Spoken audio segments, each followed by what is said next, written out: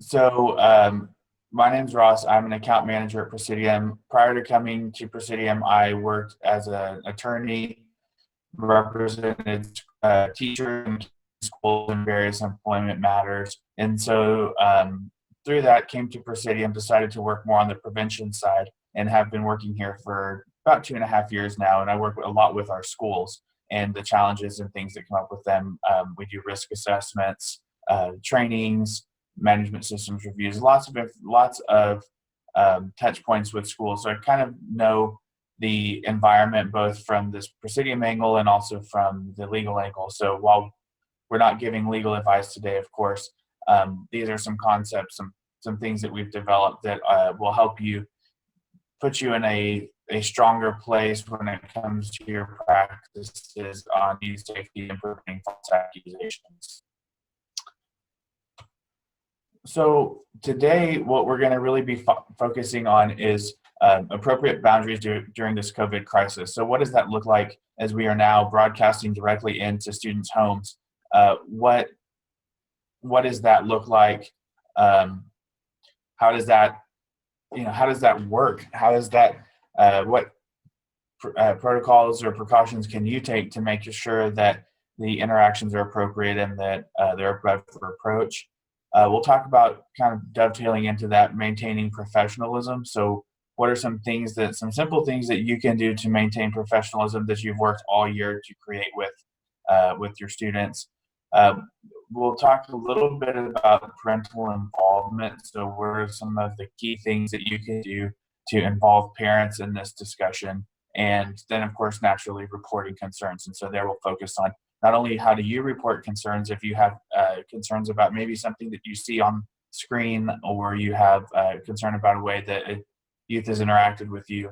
And then also we want to talk about what are some ways that the school should be encouraging reporting of concerns if maybe parents or students have a concern of a teacher interacting with them. Any questions before we get started? Yes, we've had a question come in. Do you have sample policy language for working with school-aged children in a distance learning environment? So we don't have anything that's specific to distance learning, but what you will see later on in the presentation, there's a link to some resources that we've developed that speak to this. And so likely most schools are not going to have policies on this because this is something that just sort of happened and became an issue. So we have some guidelines on electronic communication with youth during this COVID crisis that I think you could take and make a policy out of that. But most of the clients that we've worked with haven't really engaged in a lot of distance learning thus far. And so there hasn't been a need or a desire even to create policies on that. Okay, and Ross, we did share a link to that document in the chat feature. Okay, great. Thank you for doing that. And so in that link, you'll see it's a newsletter that we put out for clients. So at Praesidium, we work with a lot of different youth serving organizations. So not just schools, but also universities, camps, boys and girls clubs, YMCAs, social service organizations. And so some of the resources you see in there may not pertain directly to you, such as childcare, but you may actually have the outside contact and babysitting may be an issue that you want to pay attention to because your staff may be engaging in some of that for friends or socially. And I know in independent schools, a lot of social circles are sort of interwoven in the school community. And so you may want to take a look at that and share that with your staff too about some things to think about if they are going to be engaging in childcare and babysitting. All right, so we're going to go ahead and get started and talk about just a little bit about where our work comes from. So at Praesidium, we have this risk model called the safety equation, and you can see it up here on the screen. What is the result of what was initially, I think, 400 cases, now extrapolated out to the thousands of cases of a root cause analysis of abuse in organizations. And so what we found is that in organizations, fortunately, there are not 1,000 different ways that abuse happens, but it's a breakdown in one of these 8 areas. And so the resources that we provide and the things we'll be talking about today center to varying degrees in different areas on the screen here, but we'll be focusing probably mostly on policies, monitoring and supervision, and then responding and consumer participation. So screening and selection, there's some tips in the guide that or in the newsletter that you got in the that's attached to that link in the chat feature. And then also some training, how do you train your staff in these kind of emergency situations? So we do, there's a lot of different operations covered in the discussion that we'll be having today. But certainly if you have questions or specific questions, please feel free to ask. So one thing and kind of the overarching thing to think about as you are now engaging in distance learning or perhaps childcare, babysitting, etc., is that offenders need three things in order to offend against youth. They need access, privacy, and control. And so access meaning they work in a place or they work in a role where having access to youth is not unusual. Of course, being part of a school, they do have access, and that's normal. That's part of the design of the program. Now, they also are probably getting some increased privacy access or access to private communications that they never would have had before COVID. So you've got teachers who are communicating with students in their homes, possibly in their bedrooms, and we'll talk a little bit about that. But you've got and it's normal, it's expected for those communications to happen. I was working with the school recently who we had encouraged them not to have one-on-one communications via Skype, or not Skype, but Zoom or other types of web-based programs. And we got a lot of pushback for them. Understandably, they said, our staff needs to be able to talk to the kids that we work with and to be able to help them with homework or have those conversations that we would encourage them to have in person had they been at school. And so while we understand that, we're going to talk a little bit about how that increases privacy. And so some ways to make that interaction safe, we'll talk about here in a moment. But when an offender has access and privacy, the next step is control. So they use those private interactions to sort of or they can use those interactions to groom the youth. And so we want to make sure that we are limiting. Just remember these concepts of access, privacy, and control, and think about how you can eliminate those to various degrees. You're probably never going to really get to eliminate access because your staff need to be able to talk to the students that they're working with. But think about ways that you can limit privacy. So think about parameters, you can set up timing. Sure, thank you. So sorry about that, y'all. I'm not sure what happened, but so just some brief points on this slide. As you go forth and are making guidelines and setting expectations for your staff and communicating with you, think about the concepts of access, privacy, and control and how you can limit those to the extent that it doesn't ruin or obstruct the teaching that you're trying to do or that you would like your staff to do, but that it limits your staff's exposure perhaps to false accusations or also to just inappropriate communications. And so we'll talk a little bit about limiting privacy, so where these interactions should take place if possible, and then the kinds of discussions that you can or perhaps should stay away from engaging in with youth via video conferencing. So from appropriate boundaries, think about learning. If your school has a policy on electronic communications, a lot of schools will have a policy that says you can communicate electronically via school email and that's it. So if your school has that policy, naturally you want to give an exception for distance learning such as this, but you don't need to throw the baby out with the bathwater. So if you've got prohibitions on texting or Facebooking or Instagram or Snapchat, things of that nature, you don't need to eliminate those or suddenly allow all of those things to take place. If there's not a reason to deviate from the established norms, you don't need to do it. This isn't a situation where all the rules are thrown out. So think about that and think about the messaging with your staff on those concepts.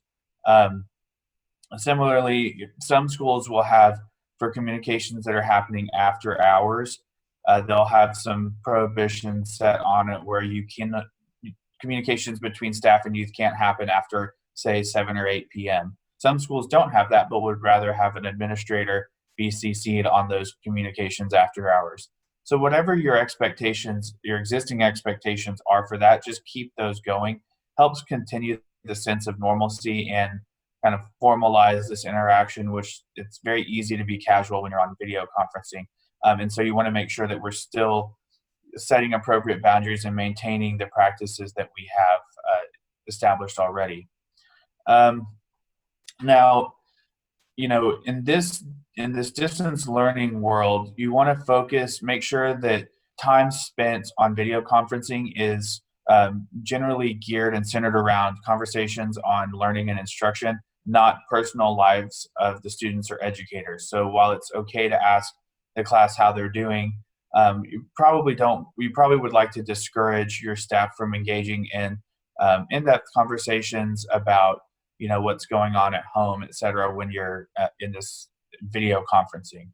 Some of those discussions may be happening at school, and they might be totally appropriate at school because they're happening in a space with the doors open, or in the hallway, or another non-private space or public space. But with video conferencing, thinking about access, privacy, and control, that gives you a little bit more. It's a lot easier for things to get out of hand when it's a one-on-one video conference and you're talking about things at home. The educators possibly talking about their personal life, things of that nature. Some groups we've already heard do not want or are not interested at all in having their staff record teaching sessions. Each school is going to sort of be deciding that for themselves. I mean, the best practice would be to record those sessions. And if they don't want to record sessions where they're teaching the whole class, perhaps consider recording one-on-one tutoring sessions or video conferencing that they're having with students to just make sure, again, that increases transparency and limits privacy. And it makes sure that those conversations that are happening via video conferencing are really pedagogically based and not just personalized catch-up sessions. And so those are just some quick guidelines on that. I would love to hear how you're tackling this or any questions that you may have on it, because I know lots of schools are handling even just these 4 items in varying degrees. So any questions on those concepts? Yes, excuse me, Ross, we do have a question, and Lana, I'm going to open up your microphone and let you ask your question. All right, go ahead. Let's see. Shows that it's still muted. Yeah, and it's, well. Oh, there she is. Okay, hi guys. So hi.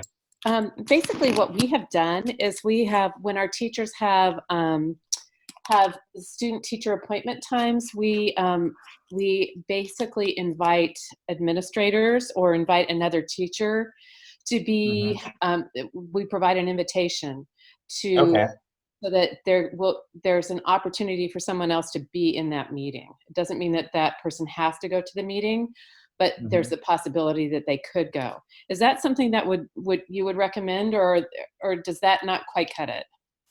Yeah, no, that does. Actually, that was one thing that I was kind of hoping would come up. So we have seen some groups do that, or have like students schedule times with their faculty members, and that works too. That it just increases transparency so that everybody knows that those interactions are taking place and they know when they're taking place. Offenders don't want to get caught is kind of the baseline rule here. So if there's increased transparency and there's somebody that could pop into those communications at any time, then that certainly limits the amount of privacy they have to offend. Another thing you can think about too, and we'll talk about this a little later, is encouraging parents to join those communications as well. That just again shows that they're being transparent, and there really shouldn't be anything that the faculty member is speaking to the student about that deals with their parents or would be uncomfortable for their parents to hear. And so if that were to be the case, perhaps and they let you know that, the student lets you know that, then clue in an administrator and y'all decide how best to handle that. But generally speaking, if they're just asking for help with homework or something, there's no reason that the staff member couldn't clue in the parent for that. In addition, just as another option, so if faculty can't be involved, you could also let the parent know, or have the student let the parent know. Lana, do you have more to your question that you'd like to ask? I do. Okay. Okay, so the second piece is that you recommend recording class sessions and recording individual tutor sessions or stat times. Do you also recommend then that we get consent, some sort of signed consent to allow for the recording? So that's going to be very dependent on state law. So I know in Texas we're a one-party state, so just by me being as a part of this communication, I could record it without anyone else's consent. I'm not, don't worry. But I think we already know that it's being recorded by Diane, so it's okay.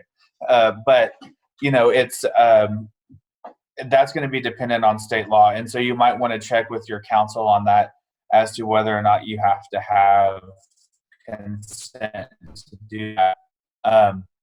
There's some arguments for and against it. Staff don't love it because they feel that their administrators are going to just be watching it, looking for any sort of gotcha moment. And so I think if you're going to decide to record, that it's mostly to communicate that you want to make sure that the kids are safe and that the discussions are appropriate, and also that way if that protects the staff too. So if a student says something happened in that conversation, you can run back the tape. Lots of varying opinions on that, and this is also fresh, that there's no real hard and fast rule on it yet. I would say though, you might want to think more about at least giving staff the option to record. If say you've talked to your counsel and you can record. Obviously, if you can get consent, that's great. But I would talk to them about that. But if you choose to record, give staff the option and say, look, this is just so that to protect you as much as it is to protect us, or to protect the faculty member. Because if you're broadcasting from your living room, for example, and the student is taking that call or that video chat in their bedroom, it's almost as if it's a one-on-one communication, right? If you think about it, because a lot of schools have prohibitions on meeting behind closed doors. But in this situation, if the student's meeting in their bedroom, any number of things could be said, or any number of allegations could come out of what was said or done during that chat if there's not, if it's just the student and the teacher. And so the recording sort of protects you against that. But you can do some other things like require staff to broadcast outside of their bedroom. So in a home office, kitchen table, living room, whatever space they can find that's a public space, so that at least on their end, they can say, if there's an allegation that there was impropriety in the call, they can say, hey, look, I was broadcasting from my kitchen table. My whole family was there. You can talk to them and see, and it also helps too, if every broadcast that staff member has done has been from their kitchen table, then while it's not outside the realm of possibility that they would have gone to the bedroom and done something inappropriate, less likely if every other communication they've had was in public or in a public space. Now, the same may not be said for kids, though. They may not have a private space or a space that they can go to outside of their bedroom because their whole family's home, their siblings are there, it's a bit more chaotic. So it's more likely that they'll be in their own room. So the teacher then really needs to focus and shift and try to be outside of a private space. Okay. All right. I'll ask Lana, just raise your hand again if you've got more that you'd like to ask about this. While we're on the subject of the privacy in the background, being in a bedroom, obviously we use virtual backgrounds on our Zoom calls, and they're available to other people. And Ross and I had talked about the possibility of schools perhaps developing a slide that is a neutral background or has a school logo or something like that, and sharing that out with your faculty so they can have access to a virtual background that will protect their family and the students as well. Yeah, that's a great point. The background behind me, while I wish it were my office, is just a picture. And so that's a great point that you can sort of neutralize the background issue by having a standard template that you use. I would say though, still, even if you're using one of these backgrounds, the encouragement or the discussion with staff should still be that they're engaging in their conversations in a public space. So their kitchen, but you wouldn't see their kitchen in the background, but they're engaging in that discussion in a public space to the extent possible. All of this is sort of couched on to the extent possible because we know that everybody's home situation is different, their setup is different, what they can do, and what spaces they have that they can operate in is different. So it really just will depend. So you want to give that guidance, but not as a way to get around the rules, but just to say we understand there's no hard and fast rules at this time because we're all coming up with this as we're going along. All right, any last questions on this slide before we move on? Okay. So let's talk about a little bit about the point about the slide goes a long way toward this, but some other things you can do are set parameters on when staff can interact with students electronically. So, do we want staff to have the ability to video chat with students at 10 o'clock at night? Probably not. There's not a whole lot that they couldn't have discussed or dealt with throughout the school day at this point because you don't have extracurricular classes, you don't have athletics, you don't have things of that nature. So there should be a bit more time for students to get their questions and their discussions with teachers in during the school day. However, if you want to allow that to go till 5 or 6 or even 7, probably okay. If your staff is all right with it, they probably won't be, but that's a talking point at least for you and your leadership team to decide. I would say, or we would say, probably the later in the evening, and certainly not at night, and early in the morning is probably not appropriate or really necessary.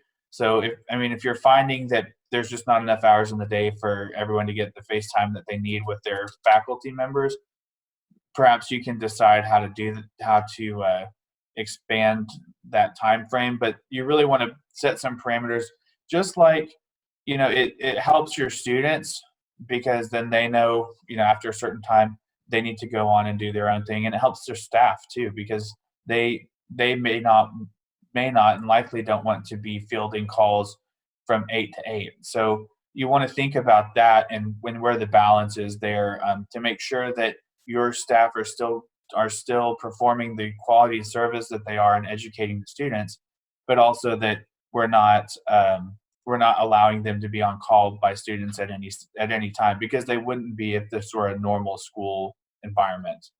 And there are some schools that do allow constant communication, and so we always encourage those schools to rethink that because it's healthy to have some boundaries on when students and staff can communicate with each other to remind both parties that there is a life outside of school and that the student's life is important to maintain that outside of school, and also the staff as well. And so especially now with video conferencing, we really want to be intentional about those boundaries.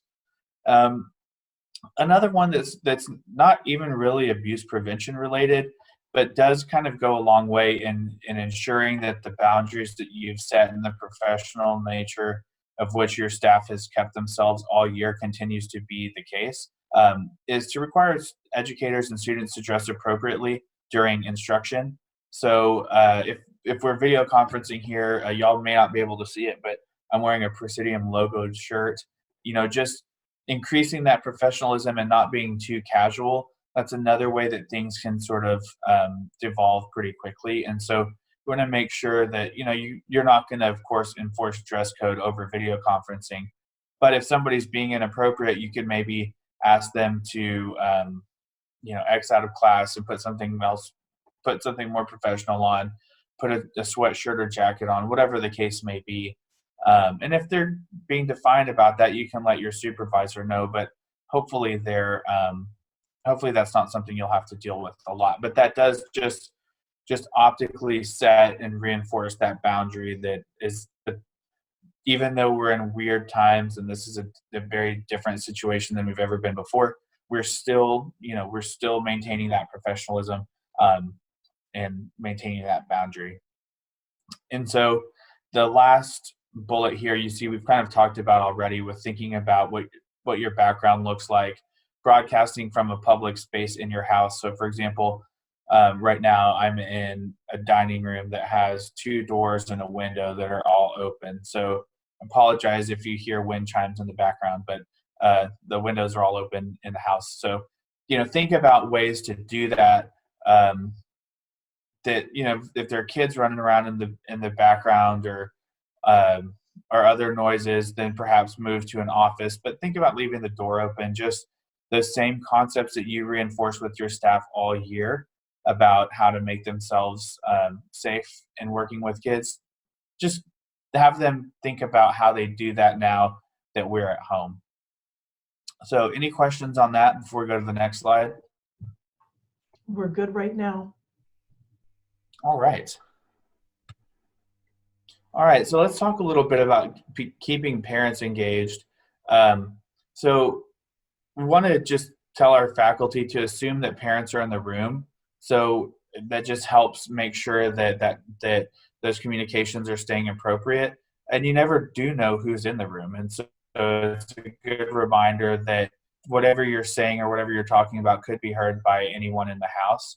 And encourage parents to drop by periodically. So maybe not in the general class setting where you're trying to discuss a lesson, but certainly if you have that one-on-one communication, you might you want to encourage parents to stop in and ask questions, because it may very well be the case that they're the ones that are helping to teach this content to the kids after the lesson has ended. And so they may have questions in that private conversation. And so in messaging it to them, you could even message it as a time for students, these private conversations as a time for students and parents to ask questions so that you can help the parent help the student.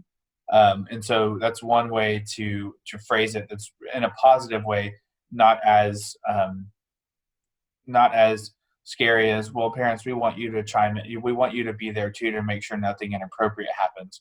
If you think about just the messaging of those 2 statements, you're getting at the same thing, but the messaging is very different. And so think about that.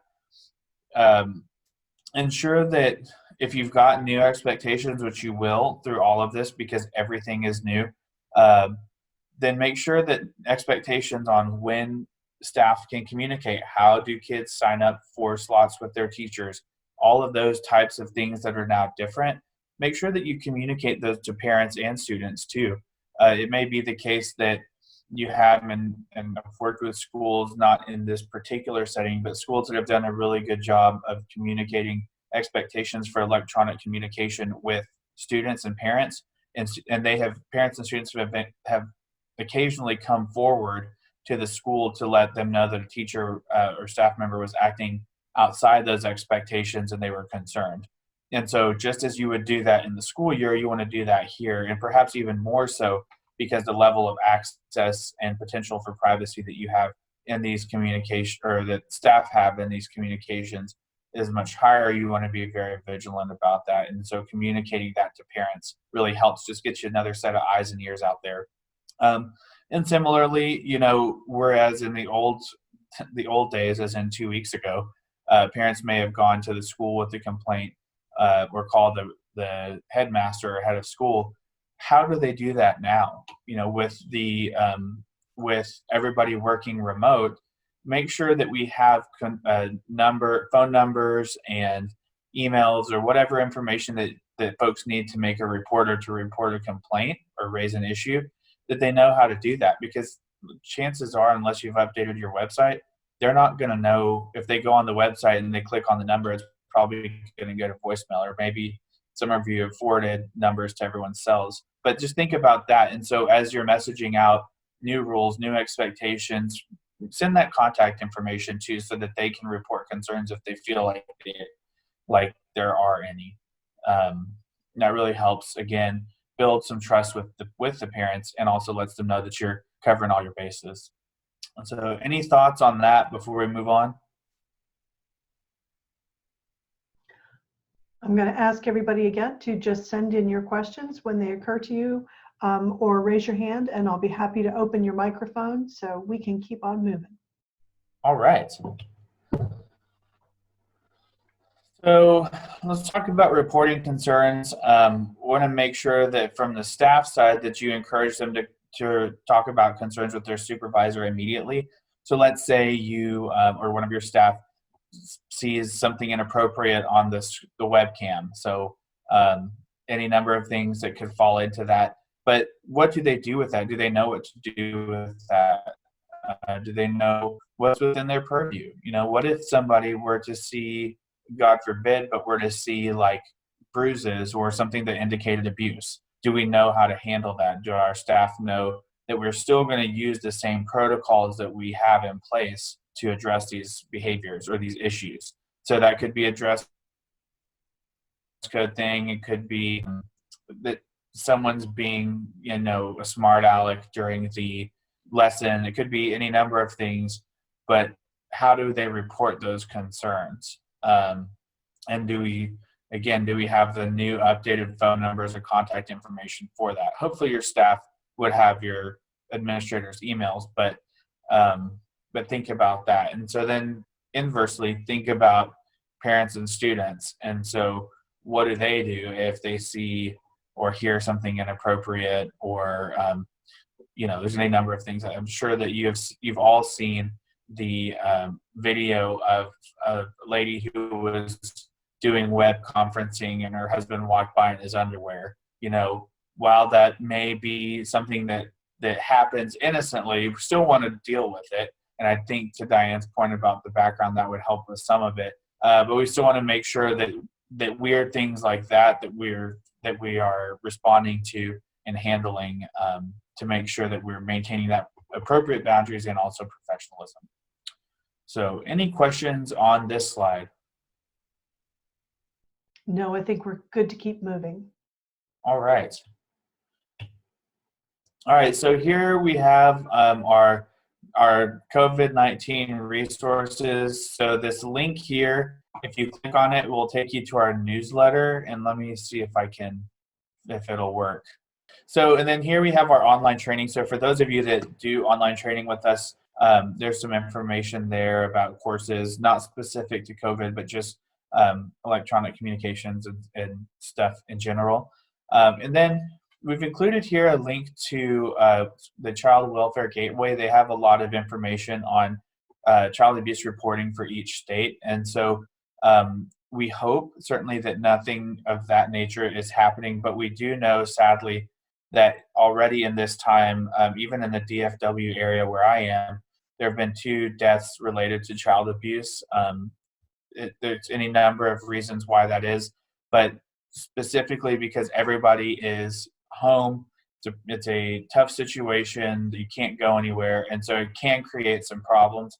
So if you have any concerns or you encounter anything that is that you feel is inappropriate or alarming, we've provided this resource here for you, so you can click on that link, go to your state, and it tells you how to make reports. You know, remember, you have external obligations that are by law, and many of you are going to have internal reporting obligations by policy or by handbook at your school. So make sure that you're complying, of course, with state law, but to the extent you have internal reporting requirements, that you're doing those as well. All right. This brings us to the end of our presentation, but certainly around to answer questions or you know, that any of you may have. I know that we've kind of gone through this somewhat quickly, and then many of you have seen the resources, but happy to talk through or work through any questions that you guys have at this time. Great. And excuse me, I'm going to invite everybody again to send your questions in, or of course, raise your hand, and I'll be happy to open up your microphone if you'd like to speak with everyone. And while we're waiting for that, Ross, let me say thank you very much for being here with us today. Sorry about the technical difficulties and bumping us completely off of Zoom. That's a first for me, but it could easily be my fault. I'm in the country right now, so it's very possible that was me. I'm sure that there are millions of people utilizing Zoom right now, and probably a few million more than normally do. So, so bandwidth is always an issue. So we've got a couple of questions coming in. Do you have any guidance about posting Zoom videos of students on social media? Yeah, we would generally say posting students on social media is just sort of dicey in general. And so if you've got like a release from parents that allows you to post them their information or picture, not their information, but their pictures on social media, probably okay. But what I would recommend is generating a quick form to send out to parents that says, in this age of e-learning, we want to show some videos of what we can do via video conferencing, how we're still able to reach our kids with video conferencing. And so we'd like to share some videos on social media and have the parent either sign that they're okay with that or that they're not. So I think you can do it, but I would certainly get parental permission before. Okay, great. And another question that's come in, can you solicit for examples of policies that are already made and share those with the attendees? Well, so that electronic communication policy or that resource that we gave out is probably going to be the best that squarely deals with this situation. I can put out some question or some feelers to see if we know of anyone that has distance learning stuff, but a lot of distance learning is like college level, and so like college level courses and such. So that's going to be a different fit than what y'all need. So I can certainly look for that and see if there's any other guidance on that. But our electronic communication resource gives you a good starting point to build off of. Perfect. And I would ask everyone out there, if you've got a great policy that you're willing to share, it would be a great thing to share via our listservs, or please send them to me directly, and I'll be sure to get those out to everyone. I can share them with Ross, and you guys can kind of give it a once over and see if there's anything you can add to it. And then we can sort of crowdsource the right type of thing for schools to be following. Yeah, that sounds great. Okay. If there are any other questions, go ahead and share those with us. And again, Ross's information is up on the screen, as well as Praesidium. And I would absolutely recommend you sign up for the free monthly prevention tips. They are always great to have. Just a gentle reminder that lands in your inbox once a month. So not a barrage of information, but just really good timely tips that you can share out with your faculty and staff.